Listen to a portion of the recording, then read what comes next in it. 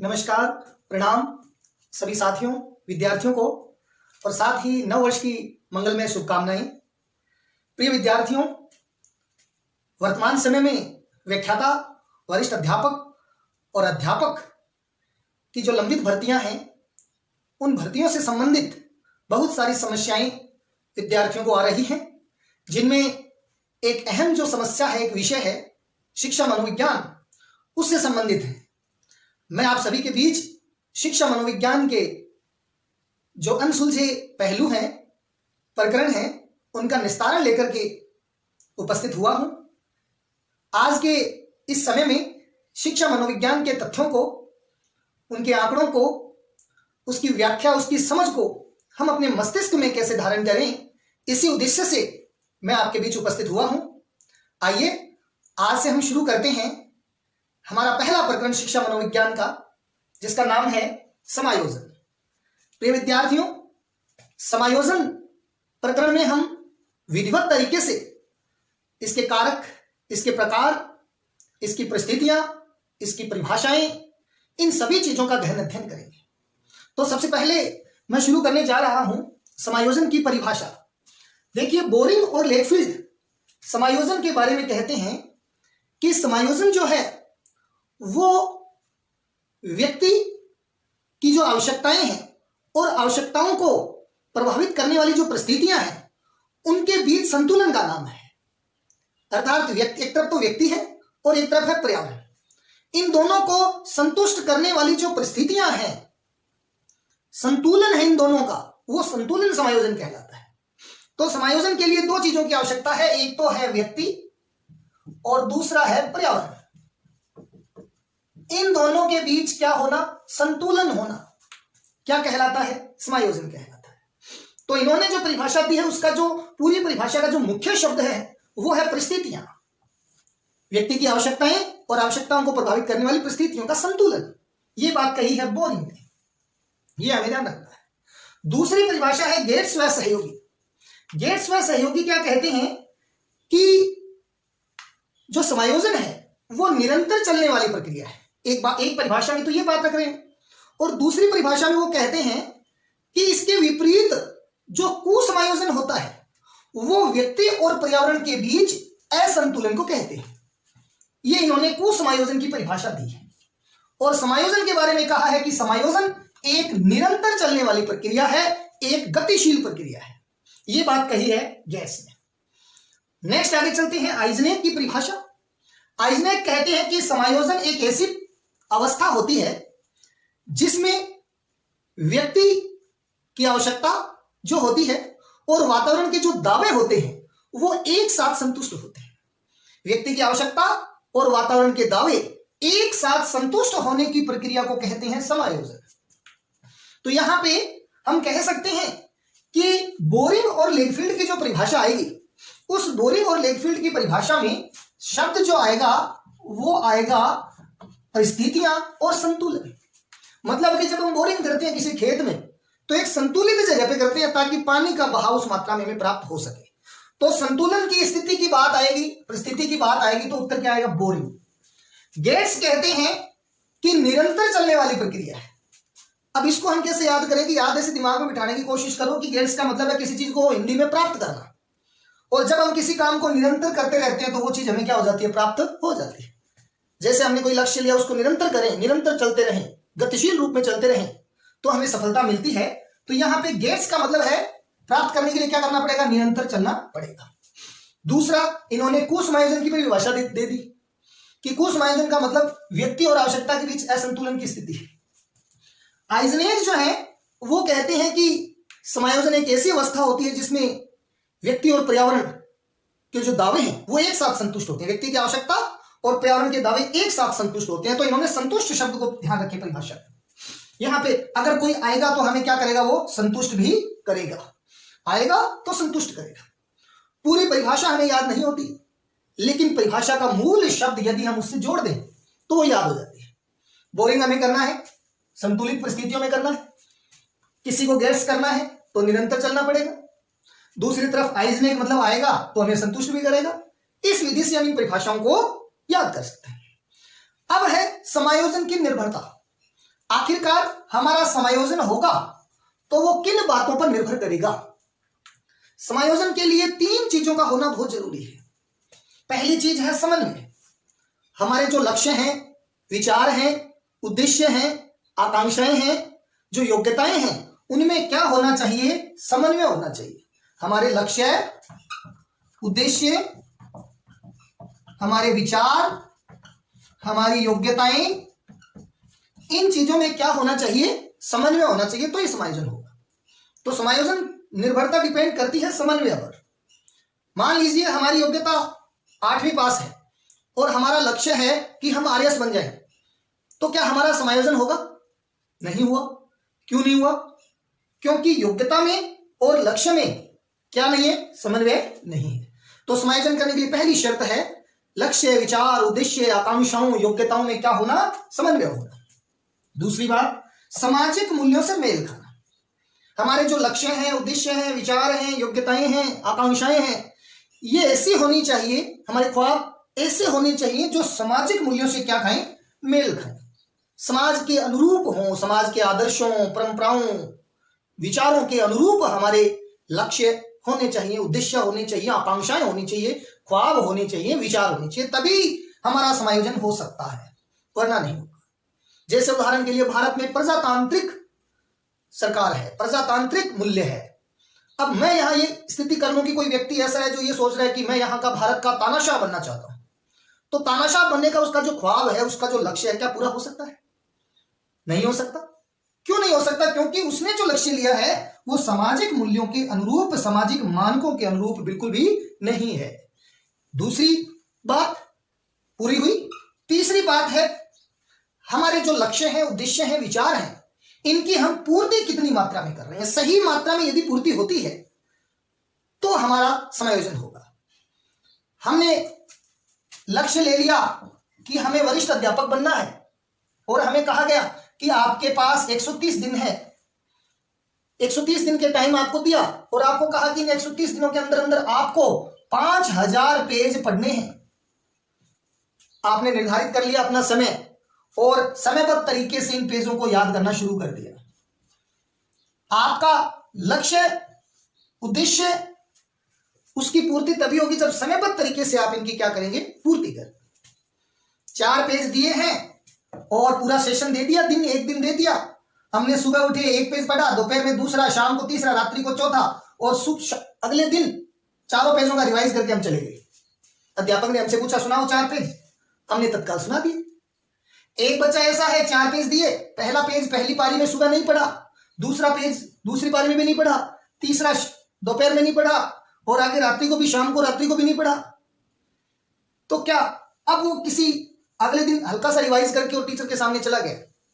अब वो टीचर के सामने जब अपना चैप्टर पढ़ा सुनाएगा तो ऐसी स्थिति में क्या होगा? उसका परिस्थिति के साथ समायोजन नहीं होगा, संतुलन नहीं बन पाएगा। तो हम जो लक्ष्य लेते हैं उसको सही मात्रा में समयबद्ध तरीके से उसको पूरा करें, तभी हमारा समायोजन होता है। तो परिस्थितियों से समायोजन करने के लिए 3 बातें हमारे पास होनी चाहिए। पहली बात है लक्ष्य, विचारों, भावनाओं में, योग्यताओं में समन्वय होना चाहिए। हमारे लक्ष्य, विचार, उद्देश्य सामाजिक मूल्यों के अनुरूप होने चाहिए। और तीसरी बात है उनकी सही मात्रा में क्या होनी चाहिए? पूर्ति होनी चाहिए, तभी समायोजन होगा। प्रश्न किसी प्रकार का बन सकता है आपके सामने। समायोजन एक गतिशील प्रक्रिया है, कथन सही है या गलत है? हमें पता है बिल्कुल गतिशील है, निरंतर चलने वाली है, हमें पता है, हां करें हम। दूसरी तरफ नेक्स्ट प्रश्न जो हमारा तीसरा वो है समायोजन के प्रकार। समायोजन के प्रकार कितने प्रकार के होते हैं? विद्वान साथियों, समायोजन तो बहुत सारे प्रकारों का होता है, लेकिन जो मूल समायोजन है हमारा, प्रधान जो समायोजन है वो 3 प्रकार का है हमारे सामने। पहला है जैविक, दूसरा पर्यावरणीय, तीसरा है स्वयं के साथ समायोजन। जैविक समायोजन नाम से स्पष्ट है, यानी कि शारीरिक। हमारा शारीरिक समायोजन, हमारी मांसपेशियां, हमारा रक्तचाप, हमारी हृदय की धड़कन, हमारा न्यूरो सिस्टम पूरी तरह से स्वस्थ है तो हमारे अंदर जैविक समायोजन है। यदि हमारा शारीरिक स्वास्थ्य विकृत है तो वो जैविक समायोजन हमारा नहीं है। उदाहरण के लिए एक व्यक्ति अंधा है तो क्या वो जैविक समायोजन उसका परिपूर्ण हुआ या नहीं हुआ? नहीं हुआ। तो शारीरिक रूप से स्वस्थ रहना जैविक समायोजन के अंतर्गत आता है। प्रश्न आएगा कि एक विद्यार्थी का विकलांग होना कौन से समायोजन को दर्शाता है, तो हम कहेंगे जैविक समायोजन से जुड़ा हुआ है मामला। नेक्स्ट है पर्यावरणीय या सामाजिक समायोजन। पर्यावरणीय समायोजन, वातावरण जनित समायोजन। पर्यावरणीय का मतलब है कि हम समाज के मूल्यों, नियमों, परंपराओं, प्रथाओं के अनुसार कितना व्यवहार प्रकट करते हैं। समाज के मानकों के अनुरूप हमारा व्यवहार जितना होगा, हम कहेंगे वो पर्यावरणीय समायोजन है। एक व्यक्ति ऐसा है जो समाज में रह करके जो है अपनी, ये कह सकते हैं, शराब इत्यादि जो है बेचने का कार्य कर रहा है सामाजिक मानकों के विरुद्ध जाकर के, तो ऐसी स्थिति में उसका समायोजन कैसा, हम कहेंगे पर्यावरणीय समायोजन।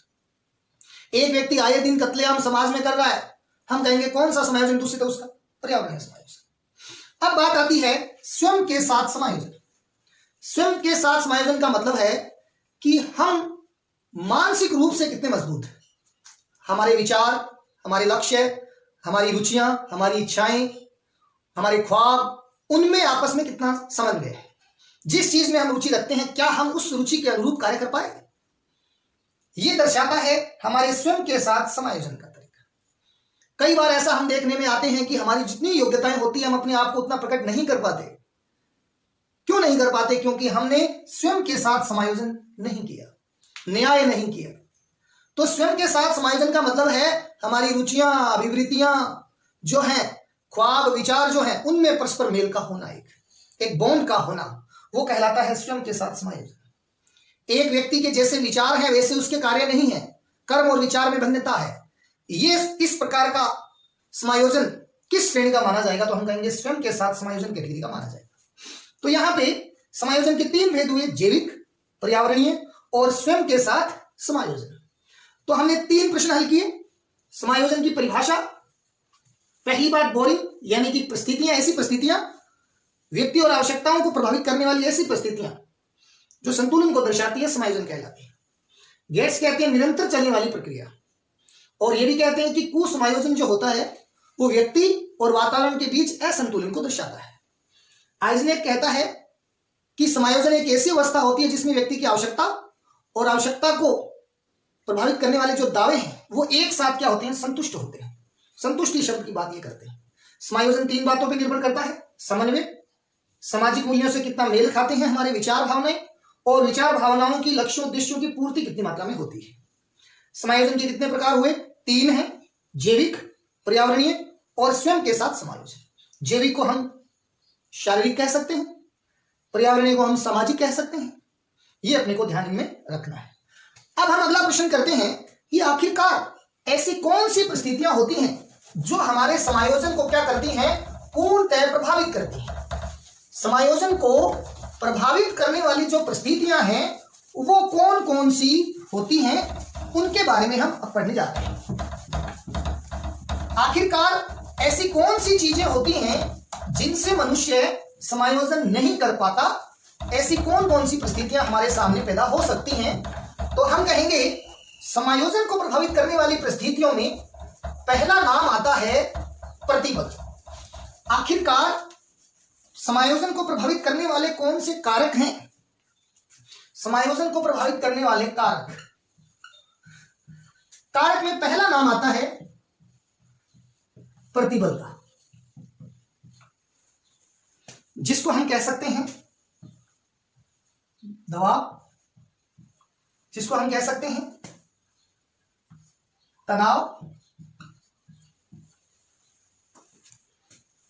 ये है पहला कारक। दूसरा कारक है जिसको हम कहते हैं कुंठा, जिसको हम कह सकते हैं निराशा, जिसको कह सकते हैं भगनाशा। और समायोजन को प्रभावित करने वाला तीसरा महत्वपूर्ण कारक है जिसको हम कह सकते हैं संघर्ष या अंतर्द्वंद। अंतर्द्वंद।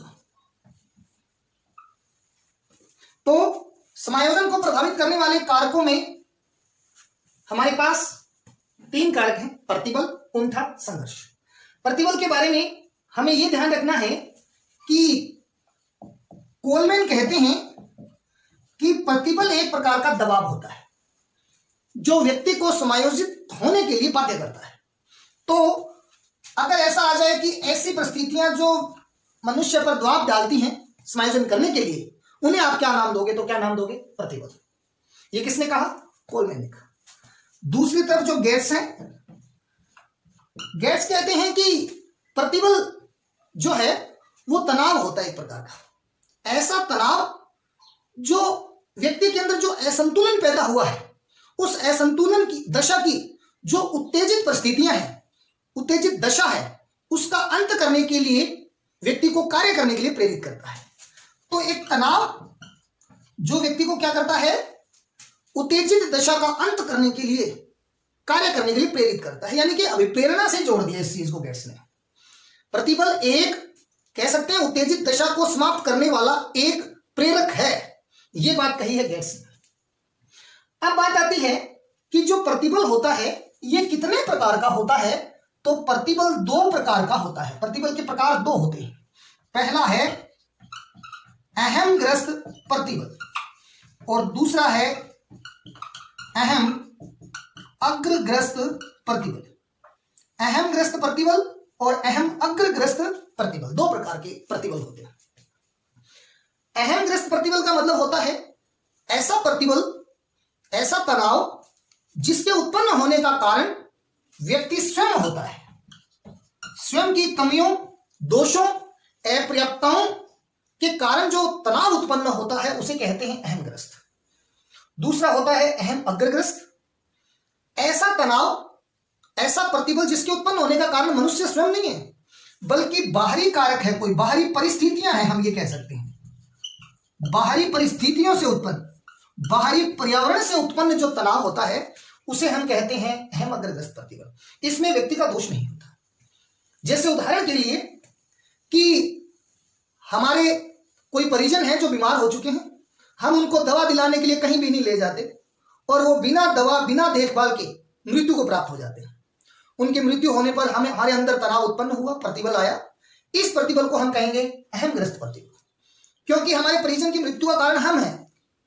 हम हैं क्योंकि हमने उसकी देखभाल नहीं की, अच्छी दवा नहीं दिलवाई, इसलिए वो तनाव आएगा, अहमग्रस्त प्रतिबल। दूसरी तरफ हमारे परिजन हो गए हैं बीमार, हम अच्छी दवा दिलाते हैं, देखभाल करते हैं, राजस्थान के बड़े से बड़े डॉक्टर के पास, पंजाब के बड़े से बड़े डॉक्टर के पास, दिल्ली के बड़े से बड़े डॉक्टर के पास हम उनको लेके जाते हैं, लेकिन फिर भी उनकी मृत्यु हो जाती है, वो बच नहीं पाते। ऐसी स्थिति में जो तनाव पैदा होगा उस तनाव को कहेंगे हम अहम अग्रग्रस्त प्रतिबल। तो एक तनाव तो ऐसा होता है जो स्वयं के कारण उत्पन्न हो, दूसरा ऐसा होता है जो परिस्थितियों के कारण उत्पन्न हो। परिस्थितियों से उत्पन्न अहम अग्रग्रस्त कहलाएगा और स्वयं के दोषों से उत्पन्न अहमग्रस्त तनाव कहलाएगा। एक एग्जांपल लीजिए, एक लड़के ने चोरी की और जेल में बैठा हुआ है, जेल में बैठे बैठे टेंशन में है, तनाव में है। उसके अंदर जो तनाव है वो किस प्रकार का हो सकता है? बिल्कुल अहमग्रस्त प्रतिबल। एक लड़का ऐसा है जो कॉलेज की फीस, कॉलेज में फैली अराजकता को समाप्त करने के लिए आंदोलन करता है और उसे जेल में डाल दिया जाता है। जेल में डालने से वो तनाव में, उसमें जो तनाव है, उसमें जो प्रतिबल है, हम कहेंगे वो कहलाएगा अहम अग्रग्रस्त प्रतिबल, क्योंकि उसमें उसका स्वयं का दोष नहीं है। तो हम कह सकते हैं कि प्रतिबल दो प्रकार के होते हैं। अब ये जो प्रतिबल है ये हमारे स्वास्थ्य को बहुत ज्यादा प्रभावित करता है। प्रतिबल के कारण हमारे व्यक्तित्व की जो संरचना है वो स्थिर से अस्थिर हो जाती है, सामान्य से असामान्य हो जाती है। इसलिए प्रतिबल का समाधान करना बहुत आवश्यक होता है। देखिए, अगर प्रतिबल की स्थिति, अगर प्रतिबल हमारे अंदर हल्का है, हल्का प्रतिबल है, तो हमारा व्यक्तित्व जो है वो रहेगा सामान्य। अगर थोड़ा सा तीव्र हो जाए, अगर प्रतिबल हो जाए थोड़ा सा तीव्र, तो हमारे अंदर तंत्रिका ताप पैदा हो जाता है, तंत्रिका ताप पैदा हो जाता है। और यदि प्रतिबल बहुत ज्यादा तीव्र हो जाए, प्रतिबल हो जाए बहुत तीव्र, ऐसी स्थिति में हमारे अंदर मनस्ताप पैदा हो जाता है। हल्का प्रतिबल व्यक्तित्व सामान्य है, थोड़ा सा तीव्र होते ही तंत्रिका ताप के लक्षण पैदा हो गए। तंत्रिका ताप का मतलब यह है कि हृदय की गति बढ़ जाएगी, शरीर पर ऐंठन आ जाएगी, अत्यधिक पसीना आएगा। और आपने ऐसा बहुत बार देखा भी होगा, आप सामान्य है तब तक सामान्य है, लेकिन जैसे ही आप किसी बड़ी स्टेज पर जाते हैं, किसी कार्यक्रम के संचालन में जाते हैं और वहां जाकर के आप अपना भाषण जैसे ही रखते हैं, आपका गला सूखने लग जाता है, आप जो है आपको ऐसा लगता है कि आज थोड़ा सा बुखार सा है, चेहरा हल्का सा मुरझा जाता है, आवाज दबने लग जाती है। ये सारे जो लक्षण हैं ये हमारे न्यूरोसिस तंत्रिका ताप के हैं। और ये प्रतिबल जो तीव्र से बहुत तीव्र हो जाए तो हमारे अंदर मनस्ताप यानी कि मानसिक विकार पैदा होने लग जाते हैं। दुश्चिंता है, फोबियो है, जो मनोविदलता है, ये जो हिस्टीरिया है, ये जो रोग हैं, ये मानसिक रोग हमारे अंदर उभरने लग जाते हैं। तो तीव्र प्रतिबल की परिस्थिति में हमारे व्यक्तित्व जो होगा वो मनस्तापी होगा। बहुत तीव्र पर मनस्तापी, तीव्र पर कैसा होगा? तंत्रिका तापी। और हल्का तनाव होने पर कैसा होगा? सामान्य होगा। और हल्का तनाव तो होना जरूरी है। अगर हमारे अंदर प्रतिबल शून्य है तो याद रखिए व्यक्तित्व का निर्माण भी शून्य होगा, क्योंकि बिना प्रतिबल के हम किसी प्रकार की कोई प्रतिक्रिया ही नहीं करेंगे। प्रतिबल होगा, हम अभिप्रेरित होंगे, अभिप्रेरित होंगे हम सीखेंगे, लर्निंग करेंगे, अधिगम होगा, और अधिगम होने से हमारे व्यक्तित्व का निर्माण होगा। तो प्रतिबल की शून्यता व्यक्तित्व के शून्यता की द्योतक है, यह कथन बिल्कुल सही है। प्रतिबल की मात्रा हल्की होनी चाहिए। तो यहां पे प्रतिबल के स्वरूप के बारे में मैंने बताया। प्रतिबल हल्का होने से हमारा व्यक्तित्व स्थिर है, बहुत ज्यादा तीव्र होने पर हमारा व्यक्तित्व है अस्थिर है, ऐसी स्थिति बन जाती है। तो यहां पे हमने प्रतिबल के बारे में पढ़ा कि प्रतिबल जो है वो क्या है। प्रतिबल दबाव है, कोलमैन कहते हैं। प्रतिबल तनाव है, गैस कहते हैं। प्रतिबल दो प्रकार का होता है, अहमग्रस्त, अहम अग्रग्रस्त। और प्रतिबल के आने से ये परिस्थितियां जो है हमारे अंदर पैदा होती हैं। तो अब हम अगला चैप्टर जो है वो करने जा रहे हैं कुंठा चैप्टर और संघर्ष और अंतर्द्वंद चैप्टर हम करेंगे, आगे बढ़ेंगे। आप सभी के बीच मनोविज्ञान के ये टॉपिक्स मैं व्याख्या सहित, बिल्कुल तथ्यों सहित, आंकड़ों सहित और स्मरण करने की देसी तकनीक के माध्यम से आपके बीच शेयर करूंगा। आप सभी ध्यानपूर्वक इनका आनंद लें, ज्यादा से ज्यादा मेरे साथियों को मेरे साथ जोड़ने का प्रयास करें। आप सभी के बीच लंबे समय से आया हूं, आप सभी ने मुझे जो है प्यार और स्नेह दिया, उसके लिए आभार, धन्यवाद, जय हिंद।